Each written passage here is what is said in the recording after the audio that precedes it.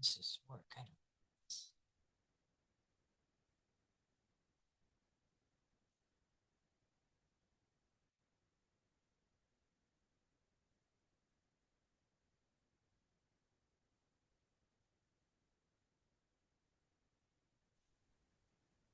don't. Hello.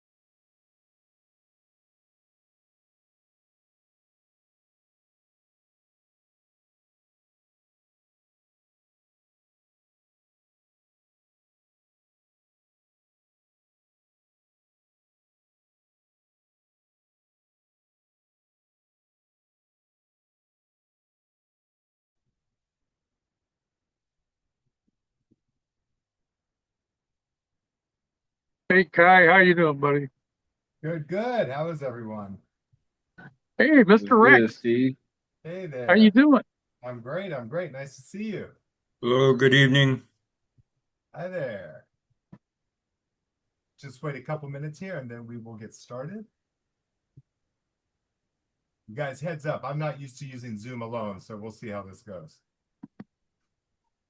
All good.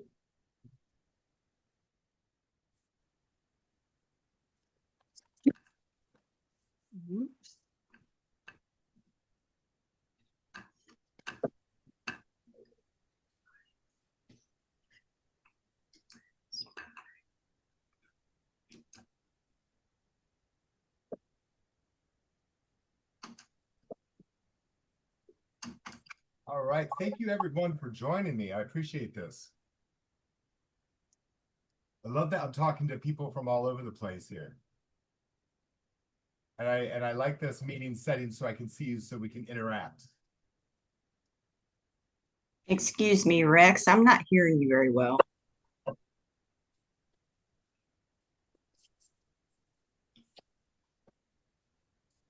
Is that any better? Still pretty quiet. Quiet.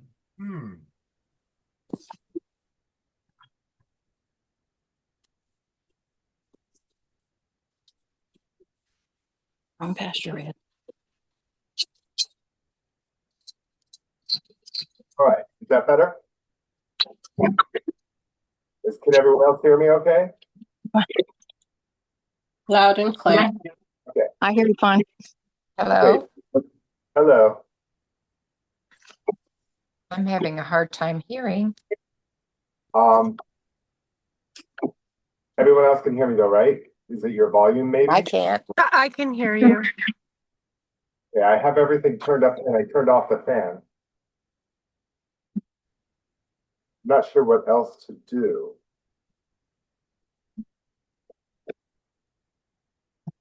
Well, how do I hear? Is that any better? I still can't. I can't hear.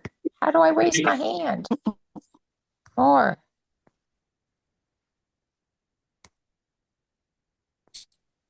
audio. You know, this is on the 9.9 settings, and you said about raising your hands. I also can't figure out how to put in a chat, so I don't know how they have this set up. But the audio should be included. All right.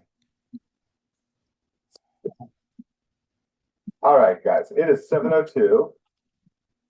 I'm going to introduce myself.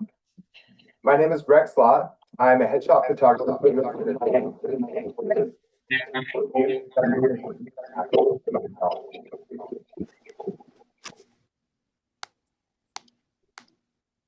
William? Come on. Yeah, you have some feedback. Okay. So let me get. I've been shooting a little book for 2 years there. I want to talk about headshots. They are a part career as an or an entertainment. And I want to kind of what I'm going to do. We're going to talk.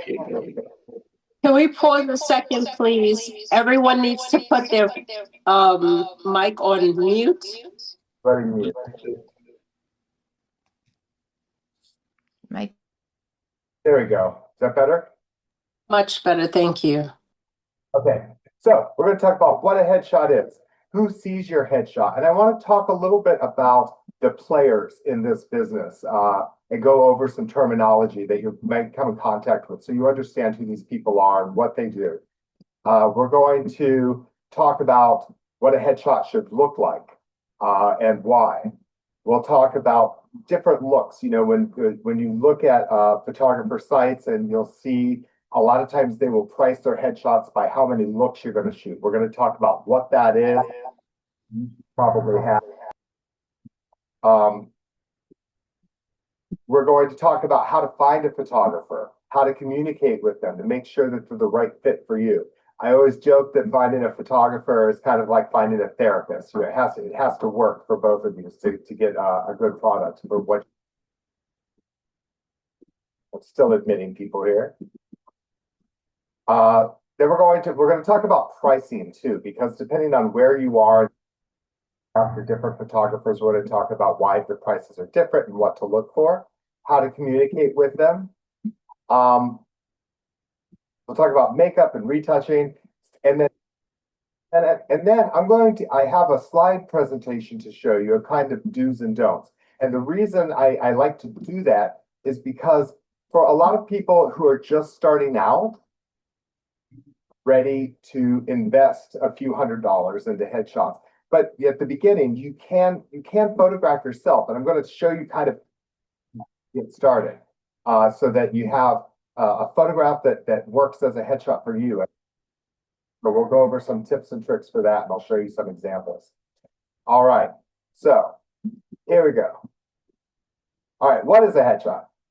Every performer of every kind needs to have a headshot, and it's your calling card. It's a tool. Let's talk about 99.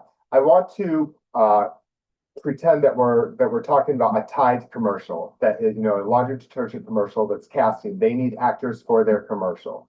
So they call agencies, they call 99, and let's talk about some terminology. They give them what they call a breakdown.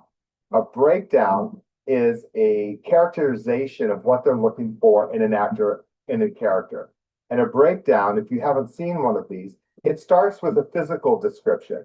It may be an age. They might want someone 13 to 15 or someone 50 to 75, gives an age. It might give a skin color or a race that they're looking for, so that fits into a family that they're casting. I could talk about maybe physique, maybe hair color, these kind of things that are important to what they're casting for in their commercial. And then it gives a little bit of a feeling of what the character should be. Are they warm? Are they like a nice grandma? Or are they tough like a CEO? Or, you know, so they give a little bit of a personality characterization that they're looking for. And then people who submit these 99 agents, managers, they find all of their talent that fits that description, and they submit that to them for them to choose who they would like to get an audition from. So that's why it's important to have a really good headshot, so that when they're looking, and let me talk about the next thing, and that is the people that look at them is called a casting director. And forgive me if you guys know this, but I think it's best that everybody understands the players in the game. A casting director is the person who is hired by the production company of in this case, a Tide commercial, and their job is to find the people for the commercial. Now, so what they do is they send that breakdown out to the agents and everything. They choose the people that they think would work well in the commercial. They request an audition. These days, everything is done by self-tape audition. They're very, very rarely done in person anymore, which is great if you don't live in New York or LA or Chicago or Atlanta. You know, if you live a little outside of there, you still can audition. You can still submit yourself because you can get there if you book the job. And even callbacks are usually done on Zoom. So you don't have to be in the room with them. And that is one of the good things that came out of the changing business with COVID. It changed it to everything like that. So it makes it more available to people. So when a casting director is looking at all of the profiles that have been sent to them, it looks a lot like this. It looks like Zoom. It's all the headshots there. They're all different. So you want to make sure that yours is competitive, that it meets industry standards, whether you go to a professional photographer or whether you do it yourself to get started or have someone help you with it. So let's talk about what it should look like. You want more than one feeling, more than one character, but you want the most basic one, the one that you put up as the main profile shot on your profile, to be really, you want it to look like you, and you want it to show a little personality. You want to give them an idea of who would be walking in the room, who would be walking on the set. It's very important to understand that actors' headshots are not fashion shots. They're not beauty shots. You're not trying to dress up for them and look cute. They're about really who you are and showing your personality. Technically, the most important thing is that you are evenly lit. See how my face is evenly lit? There are no, like, it's not half in shadows. I don't have shadows in my eyes. You can see everything. And we have a lot of little phrases a lot. And one of them is you should be able to see your eyes in a thumbnail. Picture, in your profile, make sure you see your eyes. That means that you need the headshot to be cropped about here, about like right below the collar and just above the head. Not 3/4, not full length, because in a profile photo, you can't see your eyes. If you can't see your eyes, you can't get a sense for the personality of the character. So you want to keep it tight, evenly lit. Next, you want to make sure that the colors are accurate. You want to make sure that your skin tone matches. People love the Instagram filters and playing around with stuff. I do too. I mean, they're fun, but not for a headshot. You want it to be very true to all of the colors, your hair, your eyes. You don't want to shift one way or the other. And there are photographers out there that sell headshots, that take actors money for headshots, and they do all kinds of crazy stuff. And they look really cool. But they're more like a comp card. They're more like a perfume ad. They're more modelly. And casting directors for actors do not like that. They want an actor. They want personality. They want to see who you are. So make sure that it's crop tight, evenly lit, and all the colors are true. Those are the most important things. Now, I'm friends with many casting directors, and every day I annoy them to death because I even see them socially. And I always say, if there's one thing I can tell actors about headshots, what would it be? And they always say the same thing, and that is, they don't care if you're shot outside or in a studio. They don't care if it's vertical or horizontal. They don't care if it's a neutral background or a color background. All they care about is that it looks like you and it shows a little personality. Now, that being said, there are agents and different people that have big ideas about what a headshot should look like. I work with lots of agents and managers in New York City, and I get to know them and I know their tastes. Some of them really want everything shot outside in natural light with a blurry background. Some of them only want something in the studio, but that is the agent's personal preference. Casting directors, who is the most important person that we are trying to get to click on our headshot, they're the ones we're focused on, the casting. They don't really care about any of those things. They want it to look like you and show some personality. End of list. So keep that if you're moving forward to this as you're planning your profile photo. So let's talk about looks. When you see a lot of times they're like, well, how many looks should I do? Or they're, like I sell packages that are 1, 2, 3, and 5 looks. What does that mean and how many do you need? Each look is a wardrobe change. But they're not just outfit changes. This isn't a fashion shoot. What I do in my studio is when I book a shoot with someone, I'll send them a checklist of all these different characters: grandma, mom, police, thug. I mean, there's probably 30 different character types there, and I have them check the ones that they think they could honestly be cast for. So you look at your type. Yeah. Even like a college student, or a high school student, even though, most characters are based on their careers, not everyone has a career. Kids in high school don't have careers yet, but there are different types of kids in school. There's the class president. There's the smoker that goes out that wears all black, the emo kids, the nerds. They're all very different characters. And as adults, it's a little easier because we do go with careers. So ask yourself, seriously, how do I think I might be cast in a TV show, say? Would I be a sweet grandmother, or would I be a tough CEO, or would I be a therapist, or could you be all of those? Are you able to look at those things? Do you think a casting director would look at you and say, I could see her as a mom? Or would a casting director say that she doesn't look like a mom, she looks like a tough Wall Street CEO? So you have to think about which ones you could seriously and legitimately be cast for. And I'll give you a breakdown. So for a lot of we shot a couple women this week, and we kind of broke it down to like a maternal or grandmother figure, a professional figure, and then when I say professional, I mean corporate. And then another like professional that's more like teacher, a softer kind of caregiving. That could be a nurse, a therapist, a teacher. It's a little more, as opposed to a CEO who's wearing a power and shoulder pads. So you kind of come up with the characters that you really think that you could legitimately be as, and then group those together in how many looks. I'm going to say, generally speaking, you could do 3 looks well. Some people do 5 because they have that expanse. They want to play both the top and the bad guy and the dad and the CEO. And, they really feel that all of those things are possible. And the reason we do this in these different is because what an agent will do when they are submitting you, or if you're submitting yourself, you're able to choose which picture generally you lead with. And so you look at the breakdown that I told you about. What the agent does this too. What does it say?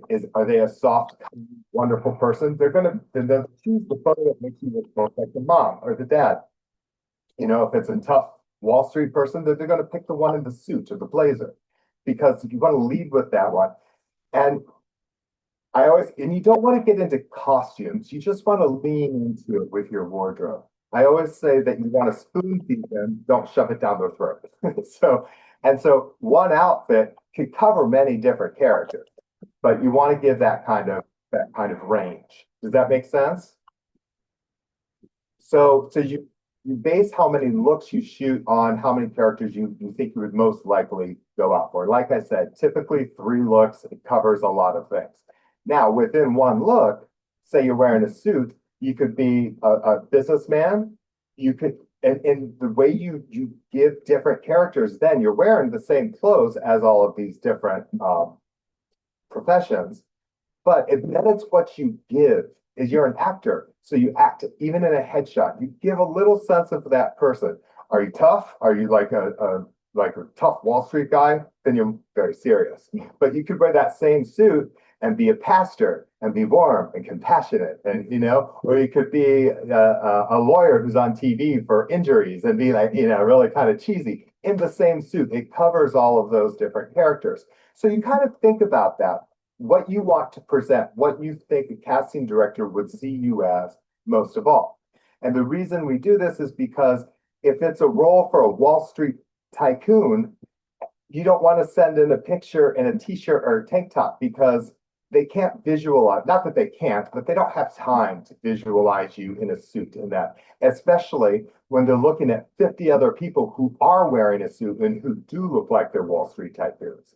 So you want to think about those types of characters when you're planning your headshot session.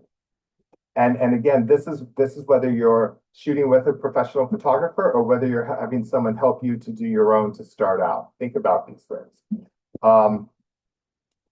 So let's talk about finding a photographer, because we're all over the country here. You're in different places, and you're going to have like in New York City. I mean, I pretty much just shoot headshots, and I'm really, really good at it.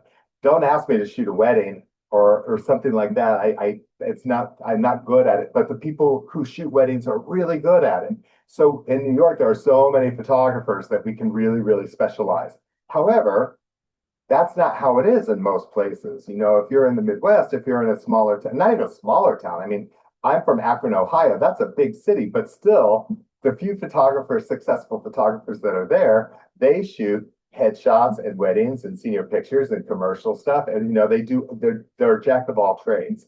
So if most people are going to be in an area where a photographer shoots all of that stuff. And you want to have a conversation with them to narrow in to make sure that you're getting a competitive headshot. And it's very important to have a conversation, get to know them a little bit to make sure that they're thinking. There's nothing worse than, I mean, you're already going to be nervous when you show up to a photo shoot. If you're not, it's weird. You should be a little nervous. So you want to make sure that they make you comfortable, that they're directing you. Different photographers have different styles. I direct a lot. I direct to death. I give you character thoughts and stuff like that. But not everyone works that way. Some of them, you know, they hold up the camera and they say, "Okay, go," and they expect you to bring it on your own. And some people can do that. Some people are very good. They're comfortable with that. So try as you're looking for a photographer, try to get a sense of their style if it works with yours. And you know, now on websites, you can get a real sense of who they are. There are usually videos of them talking a little bit, and you get a sense of their personality. If not, you could have a phone call with them. I like to have a Zoom meeting with all of my clients before we shoot, so we get to know each other. We can talk about characters and wardrobe. And so when they show up on the day of the shoot, they're not so nervous. We've already had a conversation and we've seen each other. So think about that when you're looking for a photographer. And I also want to talk about different business models for photographers. Again, it's going to be different in different places, and different photographers work differently. For example, and this is kind of standard in New York City, when I shoot you, you get everything we shot in full res. It's all yours. It's your property. And then, you know, with the package, there are a couple retouches. You can buy more if you want to. That's kind of standard in the big cities.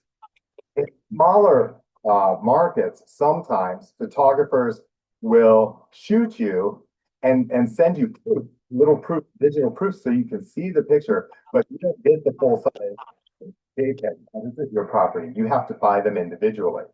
And that's how they make their money. In the old days, they would sell prints, you know, but now they're selling digital, full size digital.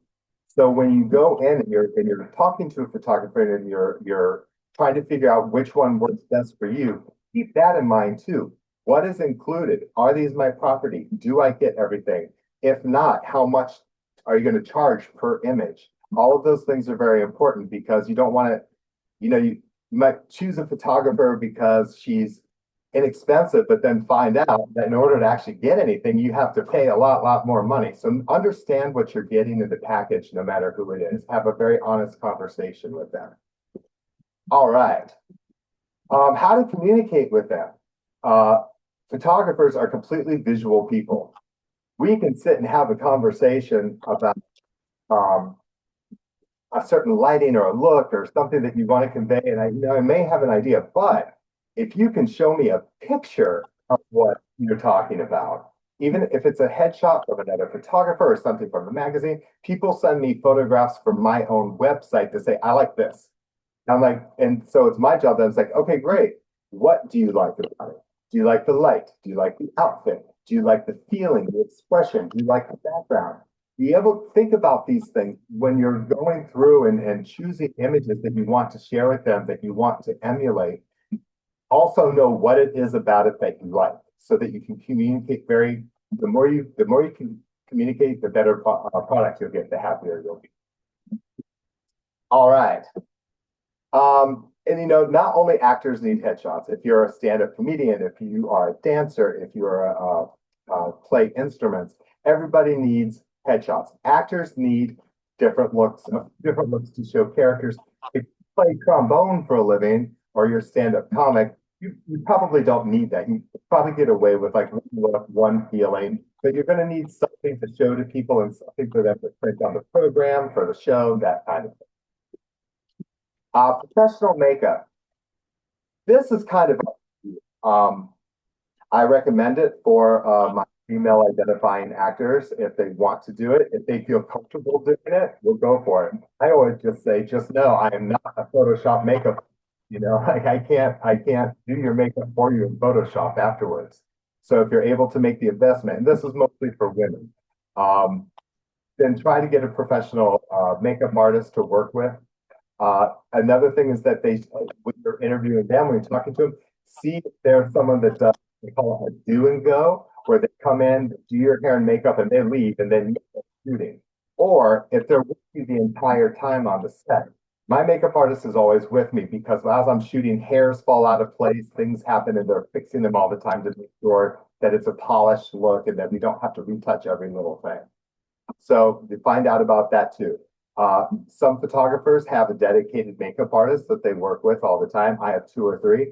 There's another studio here in New York that they're like, find your own makeup artist. Here's a list of people that might work for you know, and you coordinate that on your own. So different people have different styles of how they work. If you're comfortable with your own makeup, hair, go for it. Guys, for the most part, here's another thing about guys, and this is true of my. Whenever I have a hair and makeup person working on guys are extremely particular about their hair. They have one way they want to do it. If anyone changes it at all, they're very unhappy. So guys, even when we do have hair and makeup for the guys, she'll just tell them going into your hair and I'll put a little powder on it because guys are weird about their hair. So you don't really need anybody usually. Okay, so I want to talk about some tips and tricks, and this is going to be mostly for if you're going to be doing this on your own to start or having a friend help you photograph something. These are all rules of thumb for competitive standard professional head.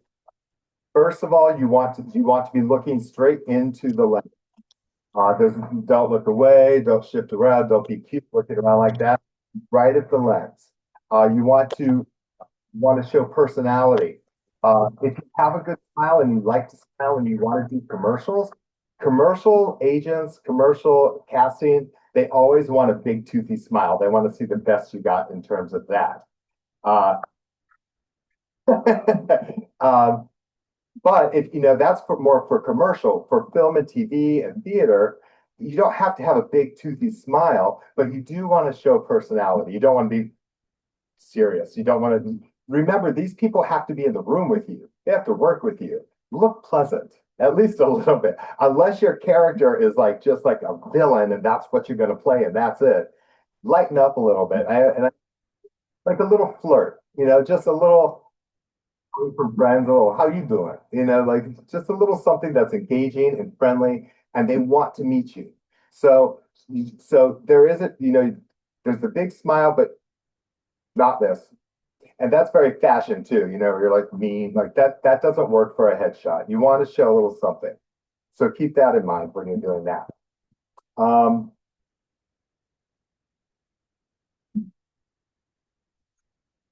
We all want to be pretty. We all want to look good. We all want to be the most attractive.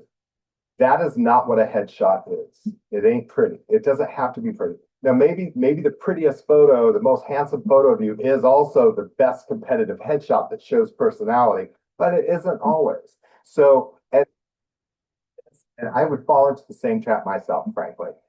When you're looking at, say, and you're looking at 150 photos of yourself and you're trying to choose which ones that you're going to use, try not to just choose the one where you look the best. You want to choose what really shows who you are, because that's who they're going to respond to.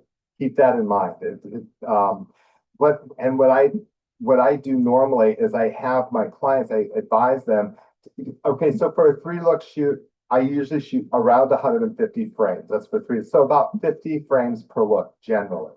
And what I tell them to do is before they send that to talent services or their agent or their actor friend who might know something about this, or for help, to narrow them down. Narrow down 150, try to get it down to maybe 50.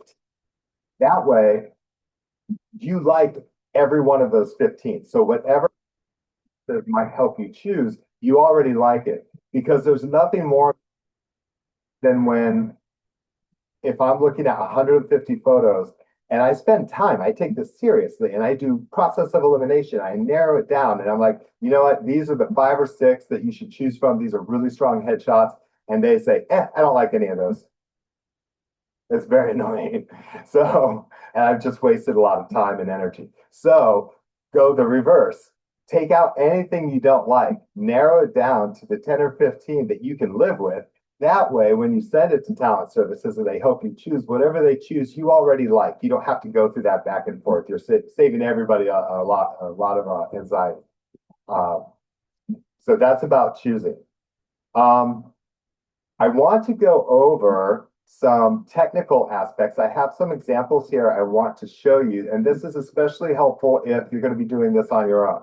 And before I forget to tell you, I have created a PDF outline that covers every single thing that I'm talking about now. And it also has all of the photos that I'm about to show you. So if you email me, I can send this to you and you can have it as a reference guide for either whether you do it yourself or you go to a photographer. Everything I'm talking about, you don't have to take notes, it's all there. And there are actual pictures for you to see. Because again, we're visual people. I could talk about lighting until I'm blue in the face, but if I show you one picture, you're like, oh, got it, okay. All right, so I'm going to try now to, we'll see how this goes. Try to share a screen. Give me just a second to do this and I'll show you some stuff.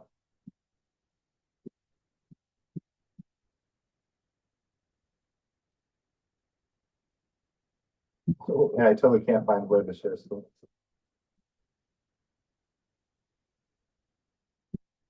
I'll figure this out.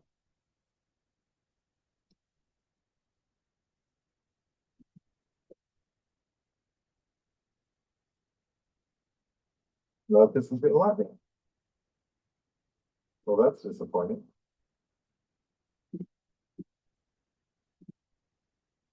Oh, here we go. I got it. All right. Can everybody see this? Yep, okay. So I'm just going to go through these and show you. So these are just some technical aspects to keep in mind. This is when you're shooting a headshot in the direct sun. You can see there are shadows, it's squinting, his skin is shining. You can't really, and especially when you're squinting in the light, you can't get a sense of that person's personality or who they are. Instead, this is my studio manager that I shot for these examples. Where I shot him, I literally had him take 2 steps back under some shade. It's in the same exact spot, just 2 feet under where he's not in the direct sunlight. And you can see how even it is. You can see his eyes. We could see his eyes in a thumbnail. Like I said, all of the colors are natural. It's soft and even. Next, be careful of a busy background because again, their casting directors are initially going to see these in a little thumbnail. And when it's this messy, you can't see the person for the chaos in the background. So instead of that, this is in the exact same spot, you guys. All I did was change the camera settings. And this is why sometimes it's good to have a professional who knows how to do this. But you can also do it, if you're shooting it with your phone, the technology has come so far, you can literally blur the background on your phone so that it's not distracting. So this is the difference. And see, in the one with the blurred background, his face is crystal clear. You can see his eyes. You can get a feel for who he is. All right, in studio, be careful with the lighting if you're working with a photographer or if you're lighting yourself. This is a very common mistake where the light is very high, and again, there are shadows, and he's got a little flirty smile, but you can't see his eyes. Just bringing the light down, even light, see the difference, and that you can really see who he is and what he looks like. That's important. People love directional lighting because it's cool, it's editorial, it's fashion. It doesn't belong in a headshot. You want to be able to see, again, very even, clean lights. So you see the entire face, you see the color of the hair. Okay, so it's a funny thing that I've noticed in my years of shooting headshots. Men tend to do that with their chin. And I don't really know why, but it's a guy thing. When I'm shooting a man, I'm always like chin down, chin down, chin down, chin down. And then someone takes a picture of me and I'm like that too. So it's a guy thing. So make sure that your chin is down, not only so you can see your eyes, but it's generally a more flattering angle. So you want to bring it down so it's more like this, so you can really see everything and you're not looking up your nose. So guys do that. Girls do this. I think it's like selfie, the selfie culture. They kind of turn their head. Girls love to turn their head a little bit. You want to keep it straight. They want to. I kind of say, you want to see both ears. They want to see your whole face, the casting director, because if you're turned away, you could be hiding something, and they don't get the full effect of who you are and what you look like. Okay, so now we're going to talk about retouching. This is the original photo with no retouching at all. This is what it looked like raw. So this is also something when you're doing it yourself or looking for a photographer, look at their retouching style. This is very natural. You can still see freckles, you can still see pores. He looks like a human being. It's just his skin tone is evened out a little bit. Very often you'll see over retouching of headshots, and that's really the greatest crime in a headshot is over retouching, because when a casting director sees this, they know that they don't know, they don't know what you look like, but and if it's too overdone, they may just pass over to someone that they do know what they look like. So make sure you rein in that retouching. I talked a little bit about natural colors and making sure that they see the natural color of your hair, skin, and eyes. This is very natural. And this is something that photographers do because it looks cool. They'll shift it. They'll shift the color to like orange or blue, where they make it cool because it looks cool. It looks like an ad in a magazine, but it doesn't work for a headshot because the casting director could look at these two and have no idea what your actual skin tone is. They know that this isn't it, and they may pass you up to the next one who does have a natural skin tone. Again, you want to keep it tight so they can see. And be careful of the poses that you do too, because people love to cross their arms. And I understand that. It's comfortable, it looks good, but you have to think about body language and what you're communicating, your energy-wise. When you cross your arms, whether it's in a photograph or in life, what your body language is saying, stay away from me. And that's not what we want here. We want to be like, get to know me. Listen to me, meet me, choose me. That's what. And if you're like this, it's very standoffish. And this is all very subliminal. You don't even realize that you're communicating it. They don't even realize that they're accepting it. But body language, as you know, is very powerful. So keep that in mind. So he is in the same position, the same spot here. I just zoomed in and I kept and you can also see in the first one, he's over processed and shifted and grainy. This is all very natural, same place, same light, same everything, just natural, so you can get a feeling of who this person is when they walk into it. So let's talk about character types. I have some examples here of shoots that I've done of people we've done different looks, different characters, like I was explaining earlier. I think it's easier to understand if you see it. So this is Asa.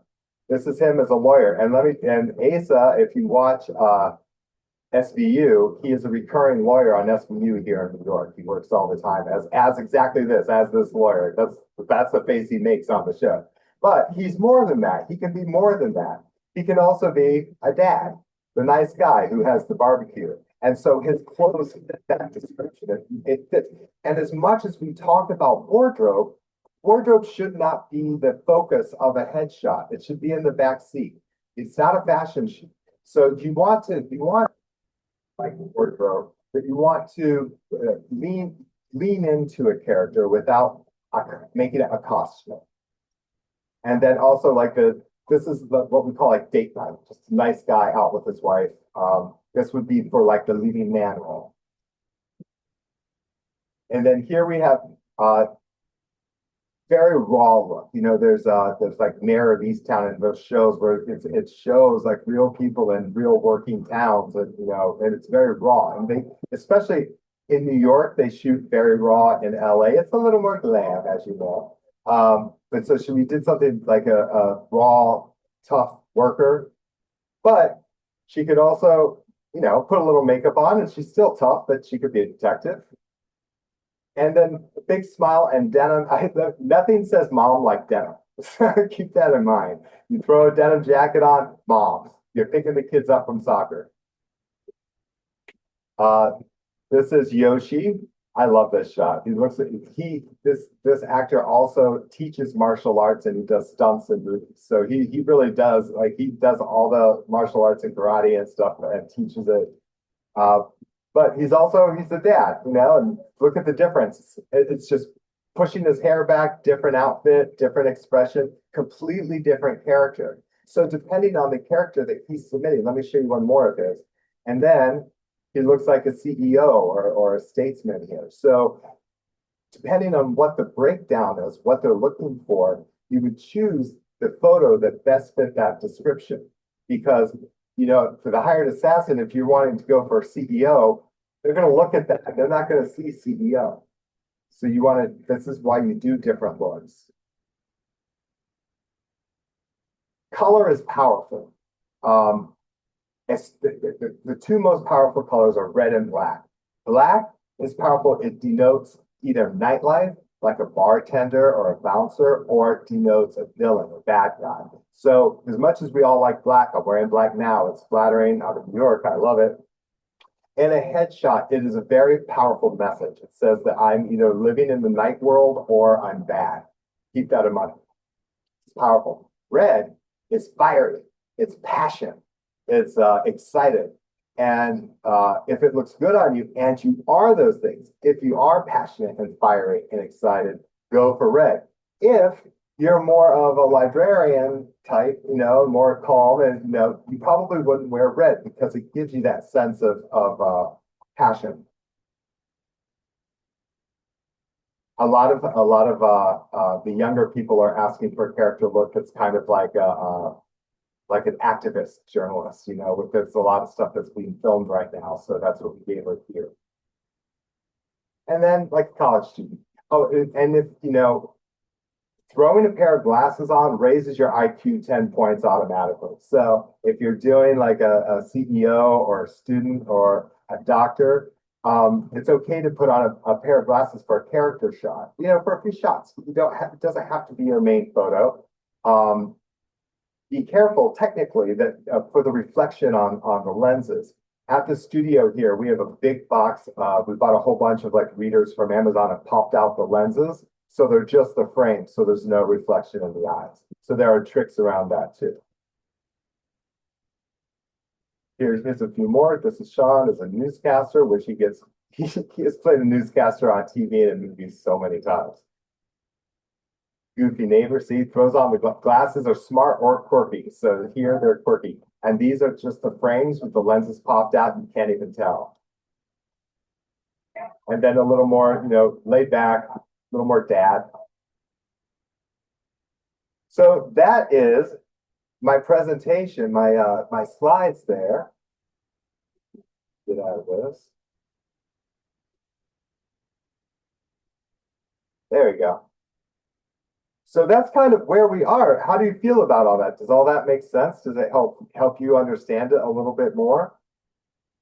I've kind of finished up with what I have to say. I'm opening up for any questions. I love questions because it fills in the cracks I may have missed. Does anyone have a question for me? If so, unmute and say hi. I couldn't have done that. There are no questions. Hi, Rex. I do have a question. Talk to me. So if we're taking indoor photos with, I mean, should we not be using a ring light? Oh, ring light. Hi, as long as I'll tell you a little like because I work stuff and right. But I forgot to. You're- Then, Can we pause for a second? Sorry. Whenever you take the mic off, anyone, there's going to be an echo. So if someone's So, they're very much alike whether you're doing a self-tape audition or you're shooting a headshot of yourself. A ring light is fine. I'm using a little ring light right now. It's like 6 inches. That's what's lighting it. It's the only light in the room. A little trick for that, because a lot of ring lights have the area to put the phone in, like in the middle of the ring light. You know what I'm talking about? Don't do it that way. It's convenient. But when you do that, you have to be so close that you see those circles in your eye really, really like definitely, and it's a little distracting. It can also give you highlights and shadows that you don't want because it's so close. So my recommendation is to put the phone on one tripod or stand or whatever, and then put your light, if you have the space, maybe behind it, because then it's so much more thin and spread out, and you won't get those weird little circles. So, yeah, a ring light is absolutely fine for indoor lighting. Now, be careful about mixing light, because every light has a different color temperature. And you know, when you play on your phone, it'll say like warm, cool, it goes blue and gold. Every light has a different number, a different color temperature. So some are going to be a little more blue, some a little more yellow. They might be a little red. If you have the window open, you have sunlight, that's a different color. So if you have all these different light sources that are not the same, you're going to get weird. First of all, you're going to get weird shadows, but also one side might look a little green and one side might look, I can't tell you how many people have asked me to try to correct photos where one side's green and one side's orange. It's very difficult to fix that. So try, if you can, to have a single light source. Or if you have like two lamps and they're exactly the same bulb, then that's fine, the same color temperature. Just make sure it's even so you're not getting shadows crossing your face. I'm getting in the weeds here a little bit. Anyone else? Yes, I do. You said different colors have different meanings. What about the different shades of colors? But yeah, wait. What about the different shades of colors? But because green almost has as many different shades as gray does. You are so right. That is a great question. I'm going to give you an example. My Sean, who's in all those photos that I showed you, he has green eyes, so he looks good in green. And we shot him once years ago in an olive green T-shirt that looked really good with his eyes. It also turned out that he had a really short haircut at the time. So we shot him in this olive green T-shirt. It looked great. He looked fantastic. The problem is, the casting director saw that as military. He looked so military, and we didn't even think it. This is why you have to consider this stuff. Now, Sean is many wonderful things, but military, he is not. So he was getting called in for auditions for military and not getting any of them booked because he's not that. He's a pastor, he's a dad, he's a news reporter, he's not military. So when you're thinking about shades, what does this color make you think about? And sometimes neutrals are good because they don't push you one way or the other. But think about that. And in this shot, and I didn't even see it. I had to learn the hard way. We had to learn the hard way when it wasn't booking any work. What does this color say? How do I look at this? Take a selfie and like, what character would this play? What does it feel? That's why I say it's powerful. It's all of these things subliminally make an impression. Anyone else?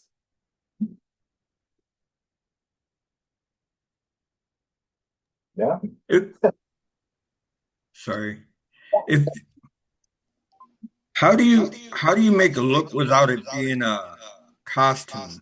Because I look good in Western, but when I'm in a costume, I look like a clown. So how do you make it look without it being a costume? Well, that's a great question. I'm going to give you an example. My Sean, who's in all those photos that I showed you, he has green eyes, so he looks good in green. And we had to learn the hard way. We had to learn the hard way when it wasn't booking any work. What does this color say? How do I look at this? Take a selfie and like, what character would this play? What does it feel? That's why I say it's powerful. It's all of these things but I also look good in a suit too. So I don't want it to be a costume, but it's something I can wear. Let me say that's a question. You wear Western, good in it, go for it. Don't have, you know, don't go crazy. But like if you, well, I think that, what I mean by, and you can go, but what I mean, if you're thinking, doctor, don't wear a lab, they don't want to see top. Think about most, when you meet with, in or carrying a lab, and that it down their throat, so you want to lean into it without going overboard. If you're dressed Western, do it. Just don't wear a cowboy hat. Don't go too crazy. Also, another thing I just thought about. You want the casting director to see the whole of you, which also means the length of hair. So if you're someone with long hair, have at least, if you can, one side up. You don't have to have both up front, but show them the length of your hair. They want to. So if you're playing like a CEO or female CEO and you're in a blazer and you want to do an updo for, and that's the character, that's how it would look. Do that, but make sure that you have other photos that show the length of your hair. And that goes for self-tapes too. If you're doing, if you're like playing a punk kid or something where you want to wear like a baseball cap backwards for the character, do that for the audition. But if you've done self-tapes before, you do the audition and then they also have what they call the slate. And the slate is when you just state your name, where they'll tell you what they want to hear from you. Your name, height, what city you're in, that kind of thing. And in when you do that part, be yourself, take off the hat. If your hair is up for a character, take it down, show them what you're working with.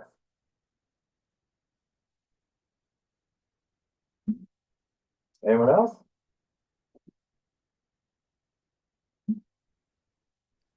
All right, then.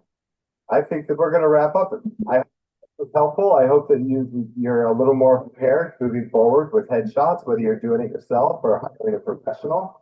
For whatever reason, I can't figure out how to get the chat here to write this out.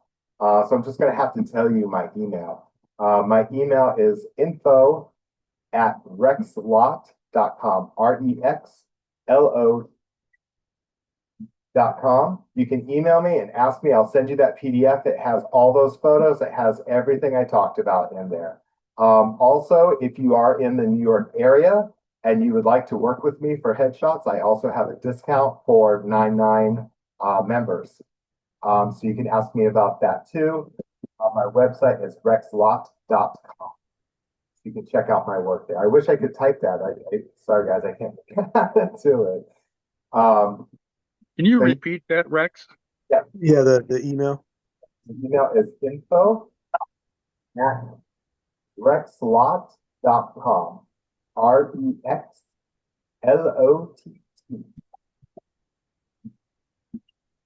And my site is just rexlott.com. And if you want to look at the 99 discount, there we go. I wish I could type all this out. It's rexlott.com/99. That'll show you the discount that I have for 99. Or you can ask And me. yo, Rex, are you where are you based at? New York? I'm in my studio's in Brooklyn.